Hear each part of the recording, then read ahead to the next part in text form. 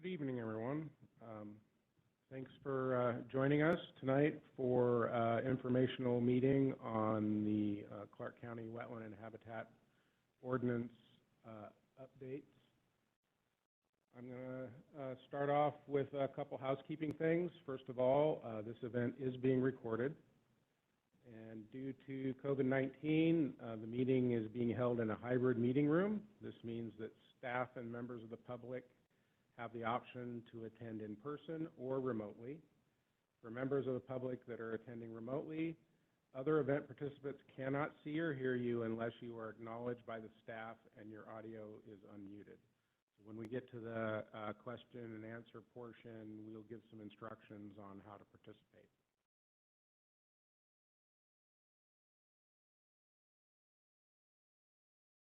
So we're going to start out with a presentation giving an overview of the proposed changes to the Wetland and Habitat Ordinances.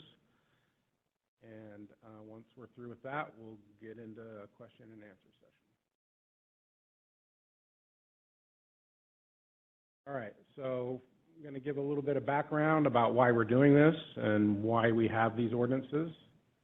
Then I'm going to give an overview of the updates in general, and then dive in a little deeper and give a little bit more detail. And then I'm going to go over the timeline for the process, and then it'll be time for questions.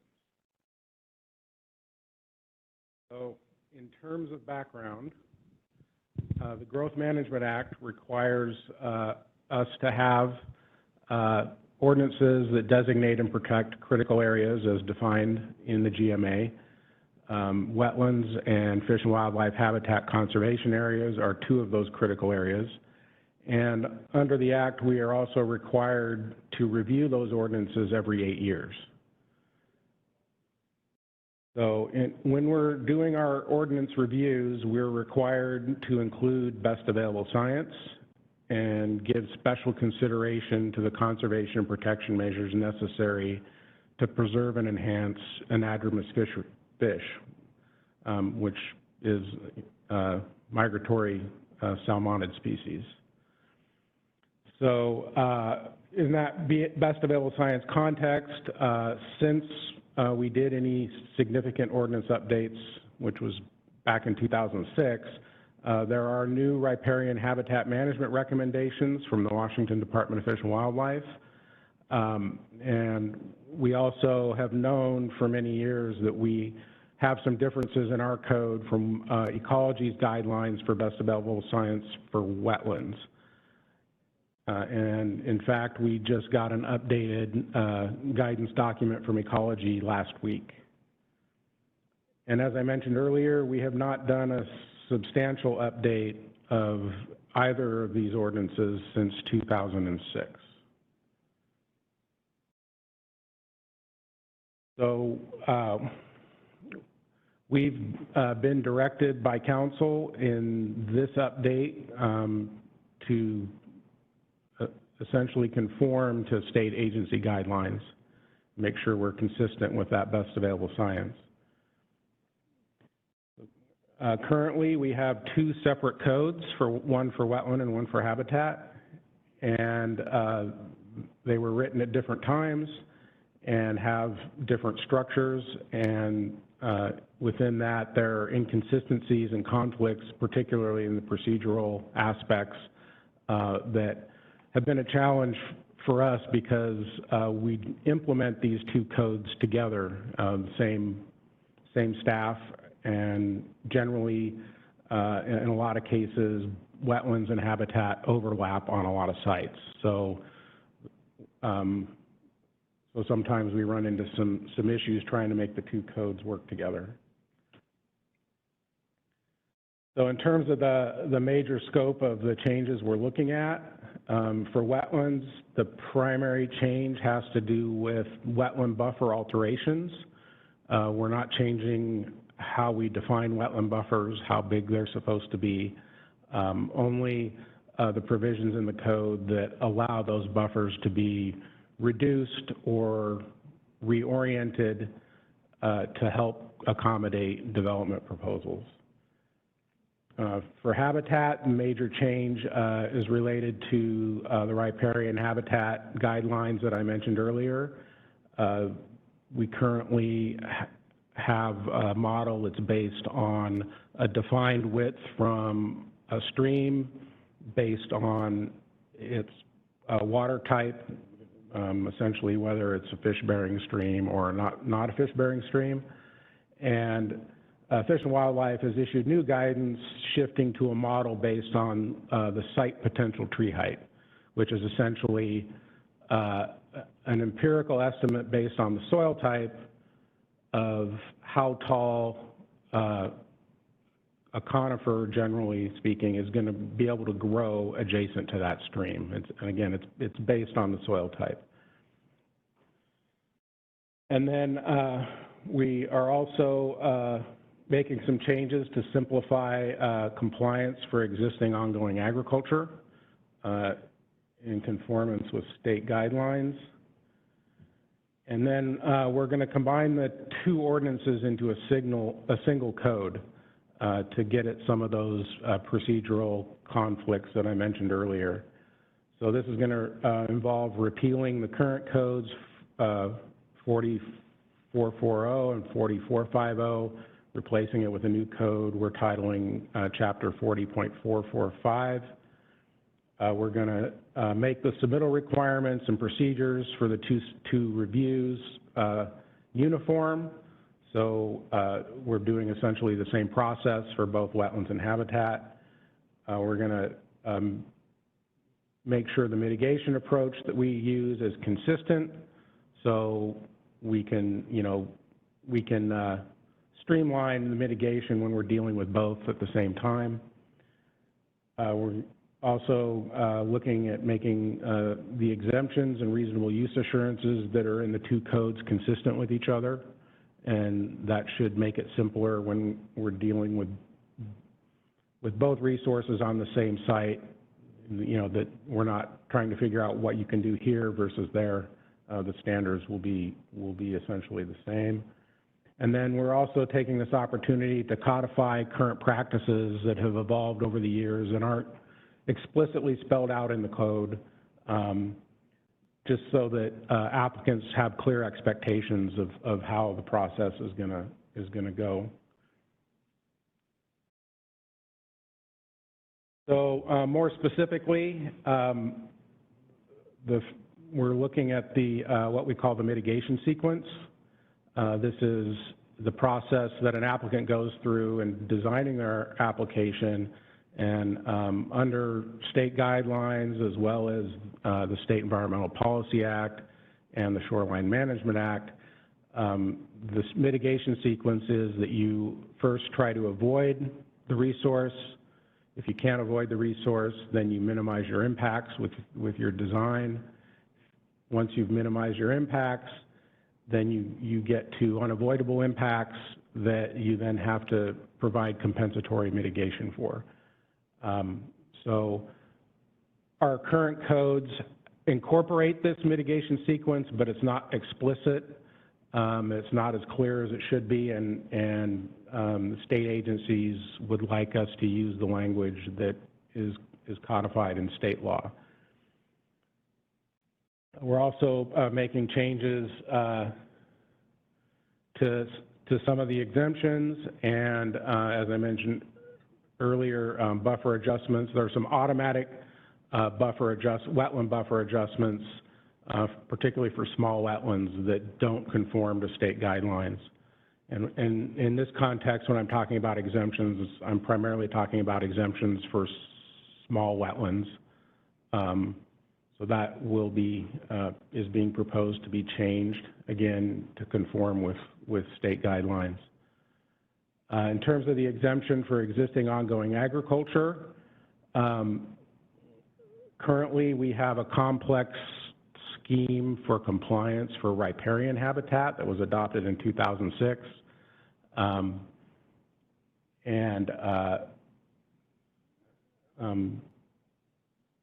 It really hasn't, it's been challenging for us to implement, quite frankly. But What we're proposing to do now is follow the current guidelines that we're getting from the Department of Commerce and the Department of Ecology, which is essentially to exempt any existing ongoing agriculture that's following the Natural Resource Conservation Service best management practice guidelines. We're also offering the option if you have a farm plan, or if you want to come to the county and get a stewardship plan, you can also be exempt that way. But those are strictly options. We are aware that there are some operators in the county that do have a farm plan, and so we would just accept that as meeting the exemption. Another change, wetland buffer reductions for development is going to be limited to 75% of the buffer width. Currently, we have a number of options that you can kind of add up and get a greater reduction. That's not consistent with state guidelines, so we are proposing to make that change. One thing to point out here is that greater reductions still can be achieved, but they're viewed as what we call indirect impacts to the wetland. So we're effectively converting wetlands to buffers and requiring wetland mitigation for those additional impacts.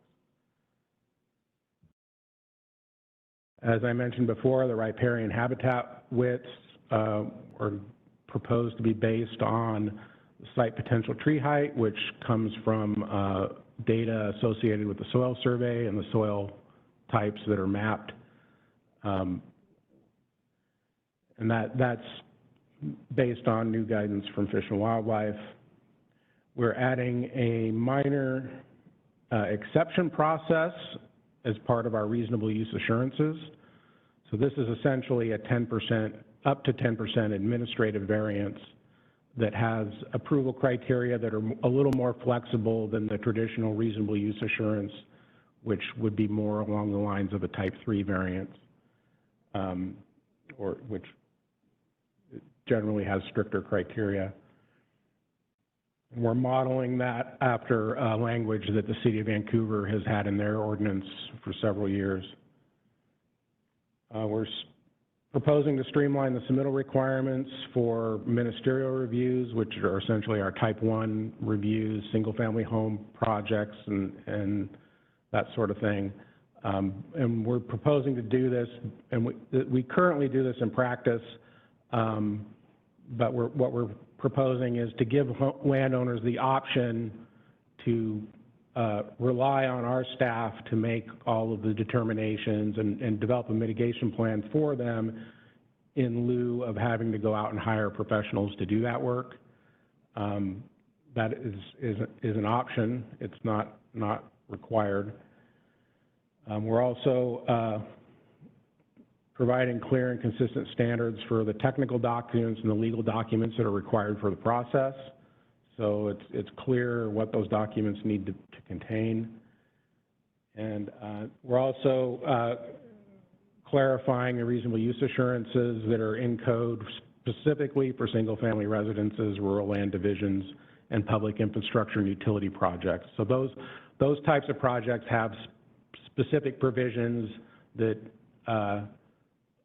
allow very specific things, I guess, automatically. So you don't have to necessarily go through the nebulous criteria that are generally associated with that type of variance. And then we're also codifying the mitigation, maintenance, and monitoring standards to make it clear what the minimum requirements are for a monitoring plan if you're doing compensatory mitigation. In conjunction with that, we do have to make some changes to some other parts of the county code. We need to revise the definition of isolated wetlands in Title 40, and this revision is to exclude wetlands that are within or adjacent to habitat areas. So currently the language talks about streams and lakes, and we're changing it to talk about any wetland or habitat area that if it's adjacent, it's not isolated. That has a minor effect on the code. It really applies to when you're, for a small wetland when you would be exempt from the sequencing requirements. We have to make some changes to the fee table just because we're changing some of the process language in the code, and we need to make sure that the line items in the fee table align.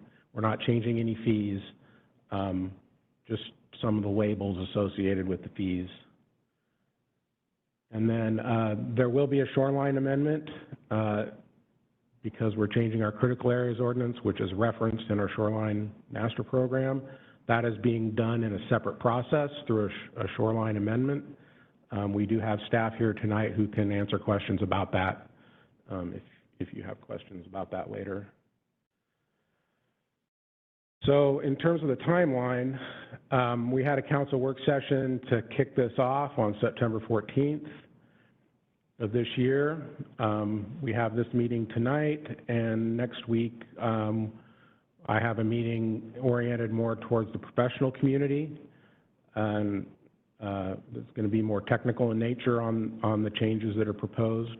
We have a Planning Commission work session scheduled for Thursday next week on the 3rd of November, and then a public hearing before the Planning Commission on November 17th. And we have not scheduled yet our council work session or our council adoption hearing. We're planning to do that early in 2023. And once council has adopted an updated ordinance, we have a process. We have to submit that to Ecology for approval. And so it can't be effective until Ecology has given us the green light on that. So that's essentially my overview. We have some more detailed information here for those in the room tonight. There is a copy of the proposed code available. There is also a what we're calling a crosswalk and a change table, which basically summarizes how the new draft relates to the existing codes and what the major changes are section by section. And in addition to that, tonight we do have some information on how to provide testimony to the Planning Commission and or the council when it gets to that part of the process.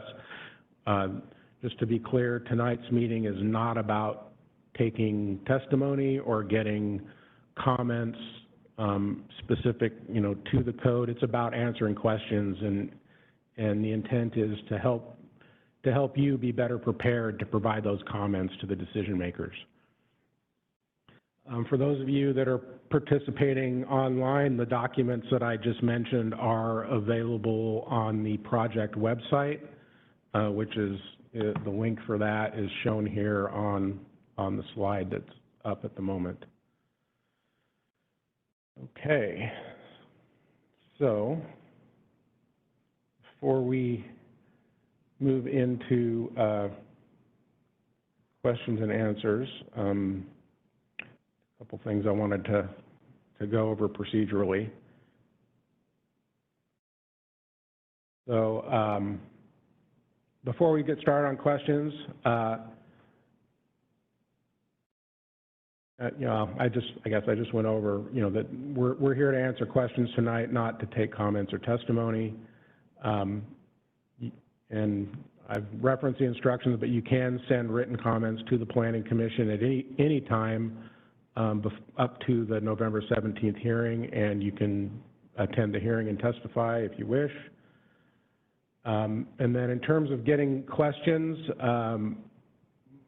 our intent is to take questions from the remote participants first, to make sure that since we have to essentially open and close the communication with them to get that managed first, make sure we don't lose track of any of those folks. And once we've gotten through folks online that want to have questions, then we'll move to folks in the room. So this slide is just more about submitting testimony. And again, this information is in the participating in land use and code amendment decisions handout that I mentioned earlier. the address you can send written testimony to, and email addresses, as well as the Planning Commission hearing date and time. And then in terms of participating tonight, if you're a remote participant, if you are connected online, you can raise your hand through the WebEx app. There's a little hand icon, and I believe is that in the upper right corner, John? It depends on the device you're using. So the hand icon, right, it might be in the upper right if you're like on a tablet, but if you're on a computer, you might need to click on the participants button, which kind of looks like a person icon. If you click on that, then you'll see the hand just above that towards the bottom right corner. So take a moment to look for the hand.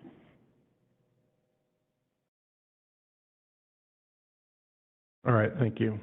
And then if you are participating by phone tonight, you can raise your hand by *3.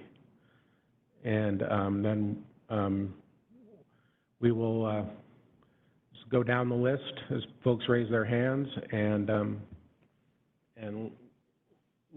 you'll be unmuted, and then you can ask your question. Great. So Grant, you ready? Yes, we are open for questions now.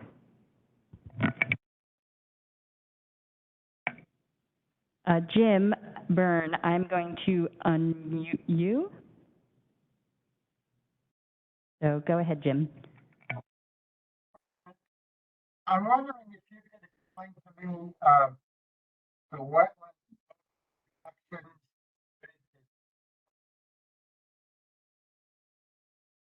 I'm not sure what that is.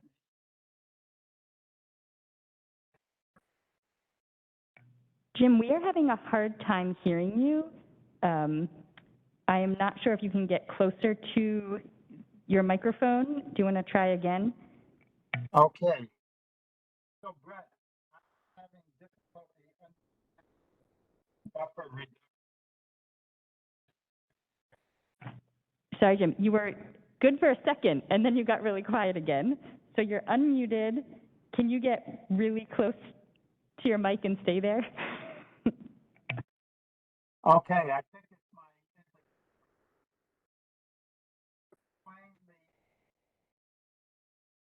buffer reduction. Okay. Jim, I'm going to come back to you because I can tell you're talking, but it is so hard to hear you. So we will come back to you in a moment. Thanks.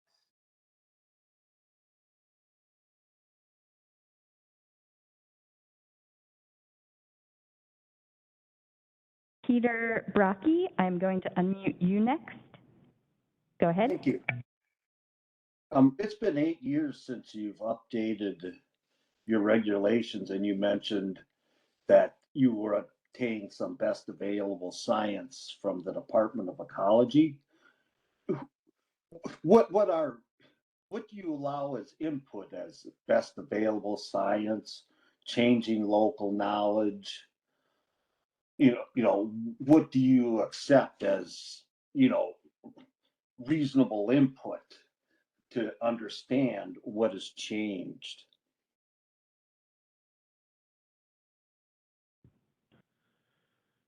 Okay, the RCW, and there's also Washington Administrative Code that defines what best available science is in this context. And it's actually a spectrum of types of documents and information, and essentially a prioritization, based on the amount of scientific rigor essentially involved in the preparation of that information. And I'd be happy to provide that to you offline, so you can see what that definition is for yourself. Does that help with your question? Well, I've looked at it a little bit. I have a unique job, and I just don't know where to take it to, that it involves the critical care area on land that's in the public domain, primarily for recreation, that's been abused, and we may have a litter pickup, but the damage to the critical care area, the replanting of trees, native vegetation, that kind of stuff's not occurring. And, I need some direction. I really don't want to waste your team's time. If this isn't the area to try to accomplish this, but the goal I'm getting at is our critical areas have been destroyed over the last 5 years due to the unhoused living within our public realm and the critical care areas, whether it's the wetlands and steep slopes. There's no revegetation after campfires. The fire department doesn't report to anybody saying, hey, we had this steep slope that all the vegetation's burnt off and it's critical care area. It needs to be revegetated. But I just, I looked at the critical care area as a strong environmental regulations, but yet if you don't have a building permit, and you're living in that realm, the critical care area doesn't apply. And I don't know. If you can give me any direction, or if you think I can pursue through this venue, I really would like some help or direction if you can.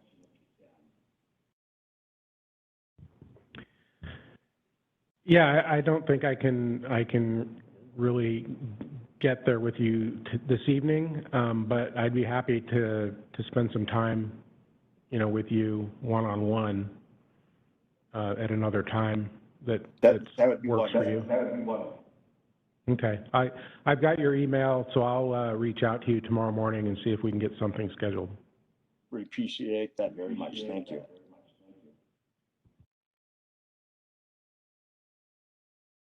Okay, next I'm going to unmute Scott Olmsted. And I will also add, once you've made a comment, if you can press the hand again to lower your hand, that will help us keep track of who has a question. Okay, Scott, I'm going to unmute you.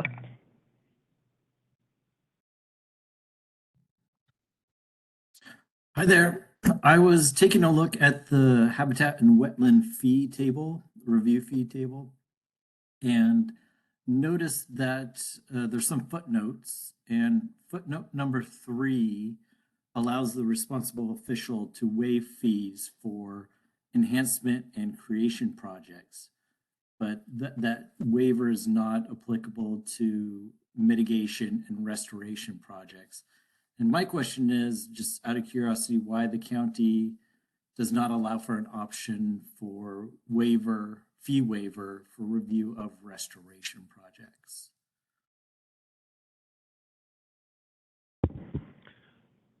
Well, to clarify, the intent of that waiver is for any project that is intended to restore or enhance a critical area that is not being driven by the need to do mitigation for a permit application. So if you do have an enhancement or restoration project, if you have one of these critical areas that you want to restore on your property, and the level of activity that you would like to do that triggers a permit, we do have the ability to waive those fees. And so I don't know if that clarifies things for you or not. It does. Typically, I just associate restoration projects with not being associated with development and not being a requirement of a permit that is issued for a project, but being a voluntary, quote unquote, voluntary action to restore critical area functions and area. Yeah, and just to be clear, if if those critical areas are in shoreline, there may be a shoreline process that does require a fee, depending on the nature of the work. But if you're outside of shoreline and you're doing an enhancement or restoration project that is not part of a permit requirement, and it does need a permit to be authorized, then yeah, please ask us. You know, we may not know just by looking at the application that that's your intent. So, but yes, we do grant that fee waiver when we run across those types of projects. Okay, great. Appreciate the clarification.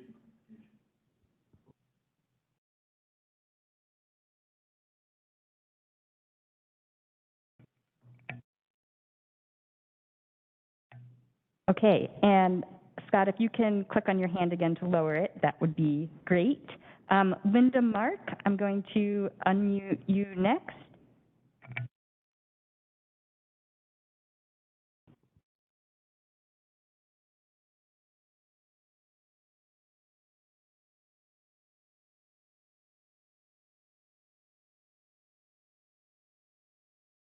Go ahead, Linda.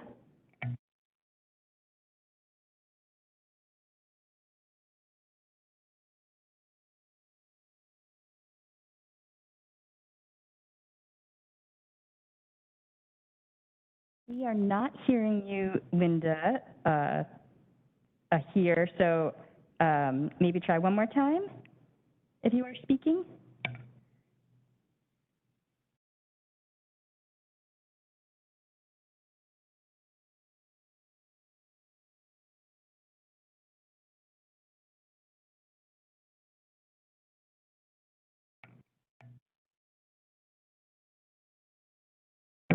Do you want to try one more time, Linda? I just unmuted you again.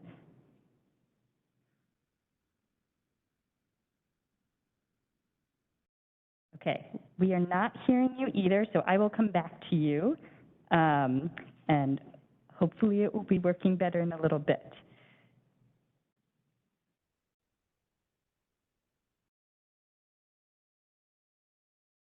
Okay, next, Ethan Spoo, I'm going to unmute you.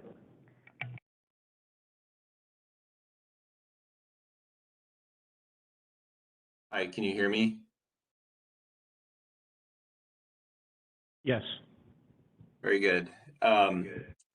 Brent, I am a consultant, land use consultant in Clark County. I've spoken with you before on different projects, but you mentioned that one of the changes that you made to the code was streamlining submittal requirements for ministerial reviews.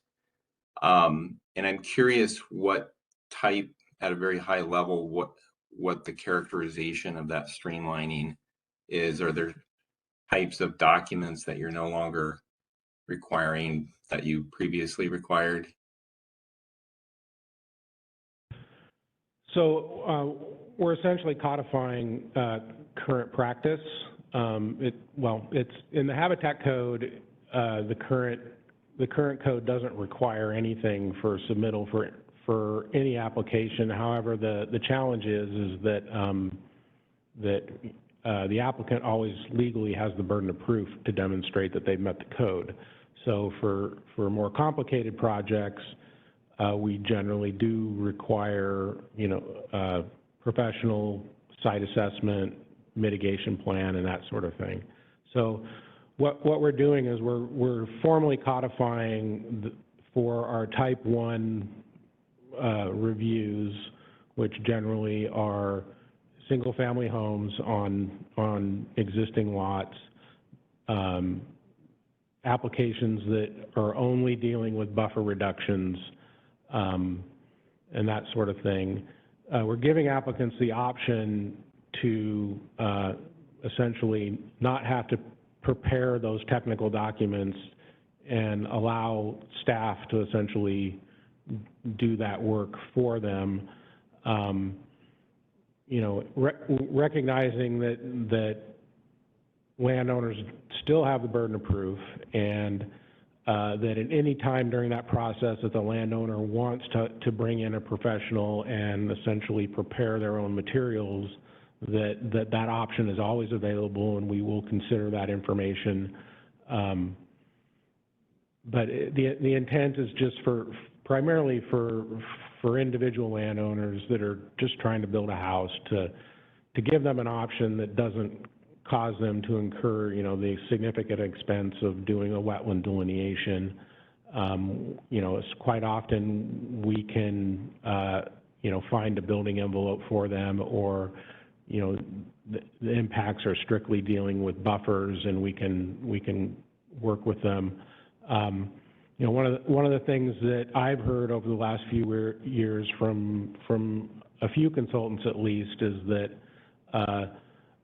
they would prefer not to have to work on those types of projects because they are challenging. The applicants are often, I guess, they're not as familiar with our process and with all of the hoops that have to be gone through to get, a technical document reviewed, and the fact that, there may be some disagreement between staff and the consultant, and the process of getting that resolved, which, can incur ongoing costs for the applicant. So this is just providing a formal option that allows those landowners to, to avoid that part of the process if they choose.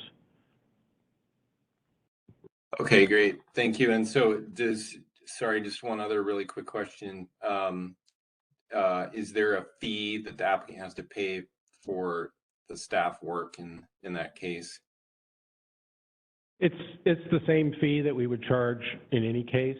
So, the way we approach it is, if somebody applies for, say, a predetermination, we go out and we do,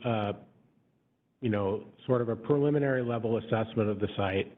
We, provide an estimate of where we think the wetlands and habitat areas are.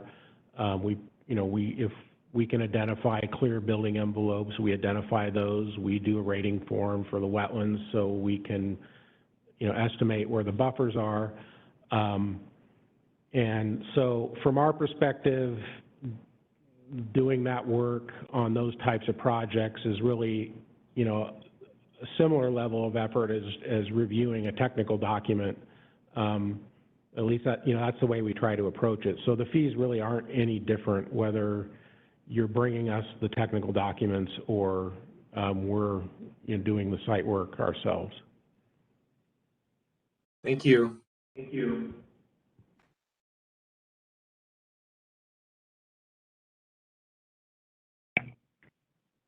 Okay, Linda, I'm going to try unmuting you again.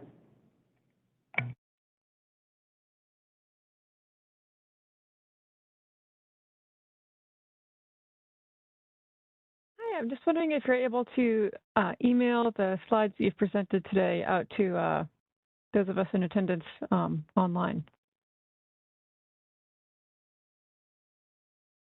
I'm sorry, I missed the first part of the question. What documents would you like emailed? Oh, your slide presentation this evening. We can make that available on the project website. Yeah, and if you want to give me your email address, I can send it to you directly. Sure. Yeah, it's Linda, Linda, dot MARK at kpfs.com. All right, I will get that sent out. Thank you very much.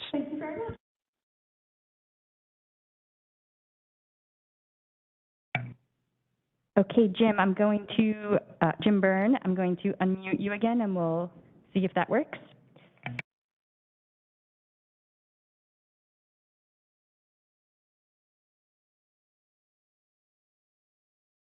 Go ahead, Jim. Can you hear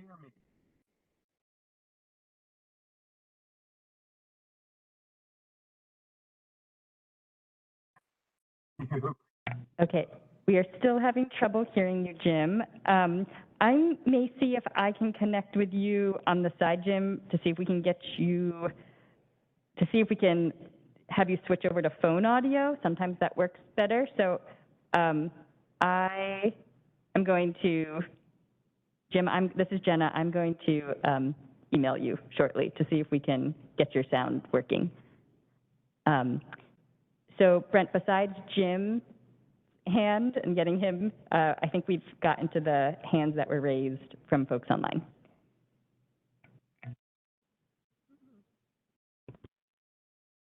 Okay, it looks like we don't actually have any other questions unless there's more questions from the remote participants.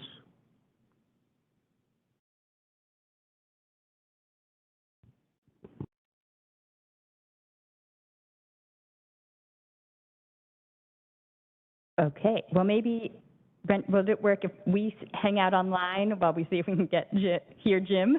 And if anyone else thinks of any questions, feel free to raise their hand. But it may take a few minutes for us to get connected with Jim better.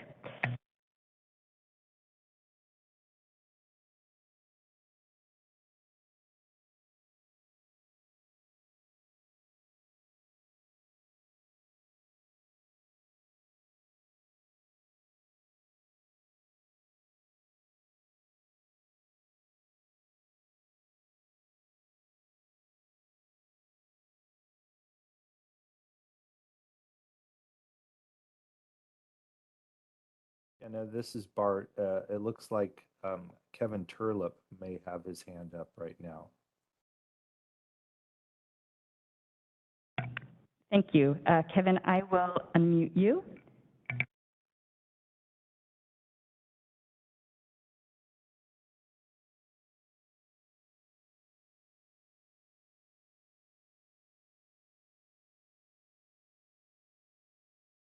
Go ahead, Kevin.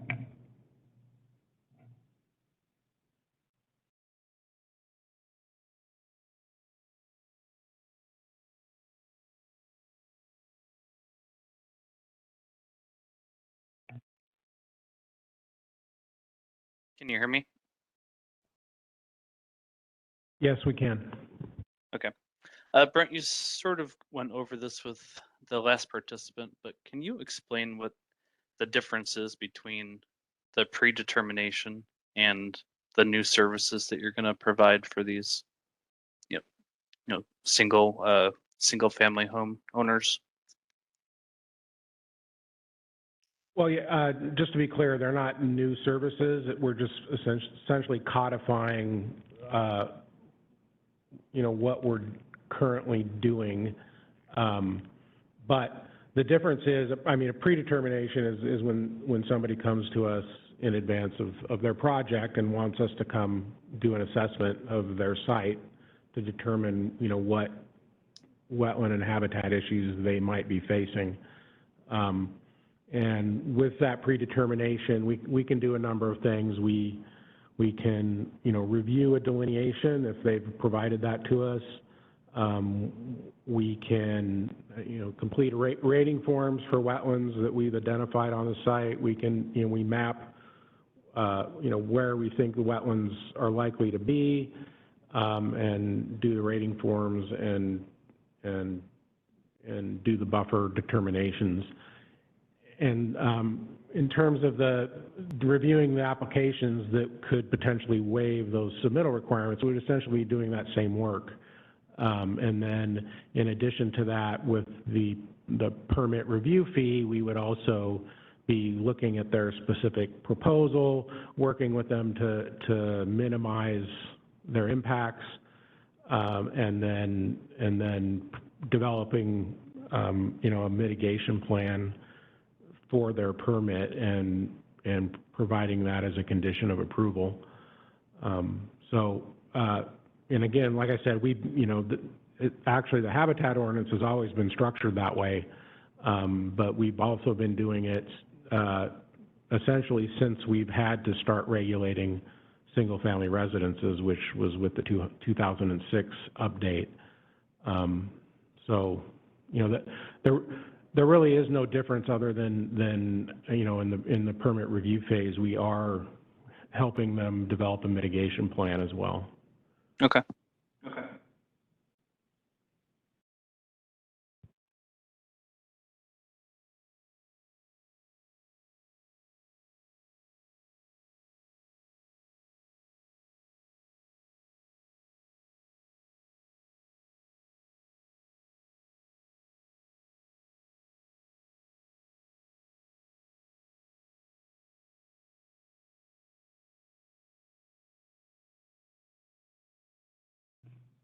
Jim, I'm going to unmute you again just to, if you want to try again, but also just sent you an email if you want to try switching over to your phone for audio.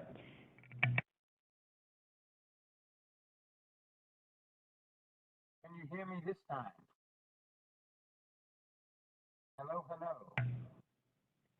We can tell you're talking, but it's so faint, we can't tell what you're saying. I will call Brent tomorrow. Okay, I heard that. You will call Brent tomorrow and ask your questions. Wonderful. Yeah. Thank you, Jim, and sorry this isn't working. Not your fault.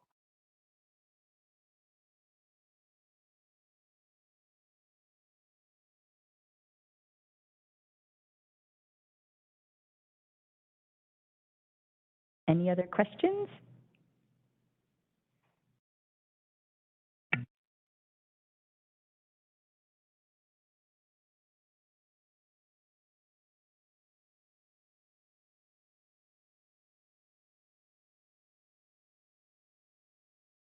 All right, well, thank you, everybody. And I guess we can close it down for the evening.